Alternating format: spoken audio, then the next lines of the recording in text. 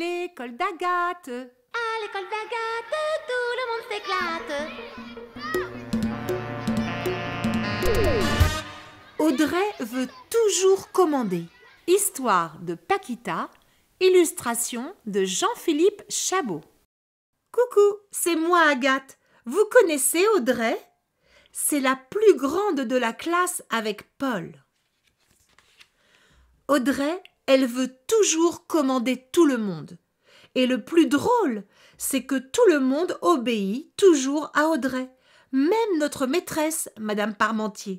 Enfin, la maîtresse, elle n'obéit pas vraiment. Souvent, Audrey arrive à l'école et crie « Aujourd'hui, les filles, interdiction de parler aux garçons !» Et on ne parle pas aux garçons. « Aujourd'hui, les garçons et les filles, on joue à chat-bougie !» Et on joue à chat-bougie. « Aujourd'hui, tous ceux qui ont des bonbons les partagent avec les autres. » Et on les partage. Mais bon, ça, c'était une bonne idée. Je n'en avais pas et grâce à elle, j'en ai mangé. Ce matin, Audrey a crié avec sa grosse voix. « Aujourd'hui, on est Robinson Crusoe, chacun sur son île à la récré. » Vous connaissez l'histoire de Robinson Crusoe? Hier, la maîtresse nous a raconté le début. Robinson était sur un bateau. Le bateau a coulé et il s'est retrouvé tout seul sur une île. Il a construit sa cabane tout seul, mangé tout seul, joué tout seul, et pas un bateau pour venir le chercher pendant des années et des années. Comme d'habitude, on a obéi à Audrey. En classe, on a été très sages. On commençait à être sur notre île. Et à la récré, on est vite descendu avec une craie. Comme les autres, j'ai tracé avec ma craie un grand rond autour de moi. Dans mon île, j'ai dessiné un arbre pour me faire de l'ombre et un perroquet dans l'arbre.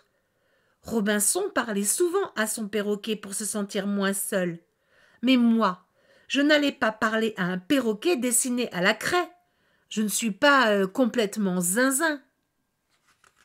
Quand je me suis retournée, j'ai vu l'île d'Aziz.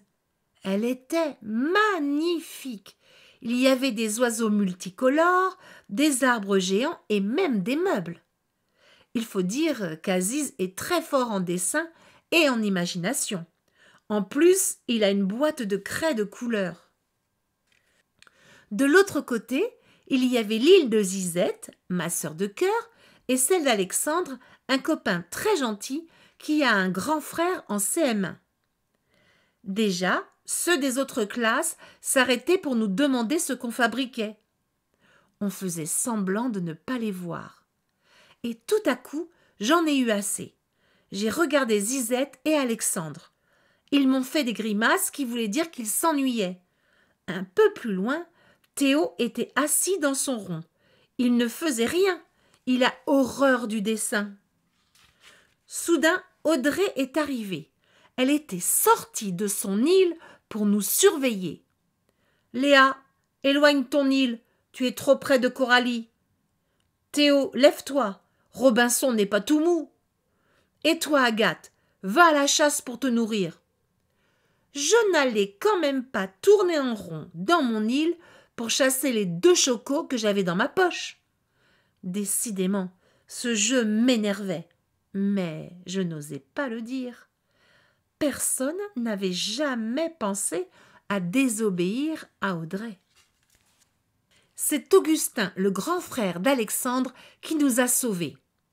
Il est arrivé près d'Alexandre et lui a demandé en rigolant « Alors, le nain de jardin, qu'est-ce que tu fais? Tu t'es enfermé tout seul dans un rond de craie? Tu veux que je t'aide à sortir ?» Alexandre n'a pas répondu. Il obéissait bien à la consigne d'Audrey. Augustin a continué. « T'as perdu ta maman? Tu veux que je te porte? Pimpon, pimpon, pimpon, c'est l'hôpital des fous où je viens chercher la livraison. » Et il s'est mis à courir autour de l'île d'Alexandre. « Alors, Minus, tu as perdu ta langue ?» Et là, Alexandre a craqué. « C'est Audrey! Elle veut qu'on soit Robinson Crusoe.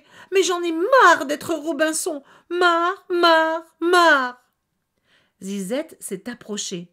Moi aussi, j'en ai assez. Alors j'ai dit, oui, c'est nul comme jeu. Augustin, qui connaît toute l'histoire de Robinson, nous a dit, Robinson n'a pas toujours été seul. Il a rencontré un homme sauvage qu'il a appelé Vendredi et qui lui a obéi. Vendredi a obéi à Robinson, mais nous, on ne veut plus obéir à Audrey, a dit Zizette.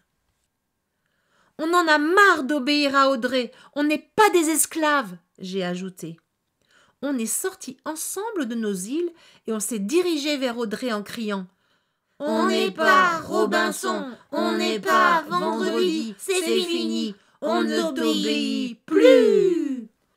Toute la classe nous a rejoints, sauf Aziz qui dessinait un radeau pour partir de son île.